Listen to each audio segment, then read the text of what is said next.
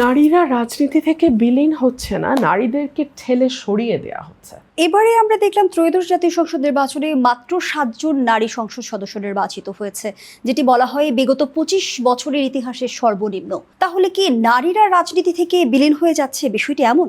নারীরা রাজনীতি থেকে বিলীন হচ্ছে না, নারীদেরকে ঠেলে সরিয়ে দেয়া হচ্ছে। আপনি দেখুন 24-এর গণ অভ্যুত্থানে আমরা এক ঝাঁক তরুণ মুখ দেখেছিলাম, একটা বড় অংশ নারীদের দেখেছিলাম, কিন্তু কোথায় এই নির্বাচনে তো আমি তাদেরকে মনোনীত হতে দেখলাম না, বা অনেকে দল ছেড়ে স্বতন্ত্র করলেন কেউ কেউ, কিংবা বড় দলগুলো একজন 0% একটা দল আর আরেকটা দল 3% নারীর মনোনয়ন দিলেন, এবং যেই দল 3% দিলেন সেই দলেরই নেত্রীরা বলছেন যে বাবার কোটায়, স্বামীর কোটায়, ভাইয়ের কোটায় নমিনেশন দেয়া হয়েছে। অর্থাৎ নারীর অর্গ্যানিক ভাবে উঠে আসা, অর্গ্যানিক ভাবে নিজের কনস্টিটুয়েন্সিতে তার জায়গা করে দেয়া দলগুলো তো সেখানে সাহায্য করা দূরেই থাক, বরং ওই সংরক্ষিত মহিলা আসনের মতোই সংরক্ষিত কোটায় নারীদেরকে মনোনয়ন দেয়া হলো। So unfortunate. আমাদের রাজনৈতিক দলগুলো নারীর ক্ষমতায়নে কতটা বিশ্বাসী? তো আপনারা বুঝতেই পারছেন, এটা তো রিডান্ডেন্ট, এটা মানে জিজ্ঞাসা কি করবেন, তো বুঝতেই পারছেন একজন 0% বিশ্বাসী,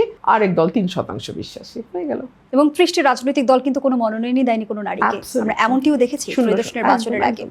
একদম। নারীদের রাজনীতি করতে গেলে আমরা দেখি যে কিছু হলেই তাকে স্ল্যাশিমিং শিকার হতে হয়, তার চরিত্র হনন করা হচ্ছে, সোশ্যাল মিডিয়াকে ব্যবহার করে আজে বাজে তথ্য ছড়ানো হচ্ছে। একজন পুরুষের ক্ষেত্রে কিন্তু সেটি আমরা দেখি না, সেটি কেন?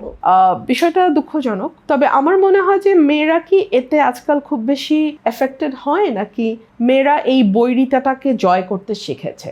আর আমার কাছে মনে হয় যে মেয়েদের খুব ছোটবেলা থেকেই কিছু ব্যাপারে পরিবার থেকেই এই শিক্ষাটা দেওয়া উচিত যে তুমি জানো তুমি কি, কে কি বললো না বললো সেটা আসলে তোমাকে ডিফাইন করে না। ধরুন জুই, আপনার সম্পর্কে আমি কি ধারণা রাখি সেটা কিন্তু বেসিক্যালি আমাকে ডিফাইন করে। আমি যেমন মানুষ, আমি আপনাকে ঠিক তেমনই ভাববো, হ্যাঁ, কিন্তু আপনি জানেন আপনি কেমন। সো আমার মনে হয় এইটুকু মনের জোর, এইটুকু চিন্তার জোর, এইটুকু সাহসের জোর সবারই থাকা দরকার। এবং আমরা দেখেছি বিগত সময়ে আপনিও কিন্তু এমন পরিস্থিতির ভেতর দিয়ে গেছেন। সেই কঠিন পরিস্থিতিতে কিভাবে সার্বিক বিষয়গুলো সামাল দিয়েছিলেন? আমার জীবন এমনিতেও খুব কঠিন, খুব কঠিন এই কারণে যে আমার বয়স যখন 21-22 তখন থেকেই আমি আমার পরিবারের দায়িত্ব, আমার বাবা মার দায়িত্ব আমি একা বহন করেছি। একা বলতে একেবারেই একা। আমার বাবা বিছানায় প্রায় 12-10 বছর ছিলেন, 2003 থেকে 2012 পর্যন্ত। ওনার সমস্ত টেক কেয়ার, হসপিটাল সব আমি একা করেছি। এরপরে আমার মা বিছানায়। সো আমার ব্যক্তিগত জীবনটাও খুব ফুল অফ স্ট্রাগল। সো আমার কাছে আর এটার মধ্যে অ্যাড সাম স্পাইসের মতো, এটার মধ্যে নতুন করে আপনি কি ঢালবেন? সেই কঠিন জীবনের যদি সুন্দর কিছু মুহূর্তের কথা জানতে চাই, আমি জানি যে এই প্রশ্নটি যেটা আমি করব কোনো কৌশলী উত্তর আপনি রেডি করে রেখেছেন। আমরা তো আপনাকে অনেক ভালোবাসি, অনেক দর্শক বা ভোটার বলি, জনগণ বলি, সবাই অনেক ভালোবাসে, কিন্তু ব্যক্তি রুবিন ফারহানার জীবনে কখনো ভালোবাসা এসেছে কিনা আমি একটু চিন্তা করার সময় দিচ্ছি। এবার আমি বিরতি নিয়ে ফিরছি। দর্শক, গণতন্ত্রের এই পর্যায়ে আবারও বিরতি নিচ্ছি, সাথেই থাকুন।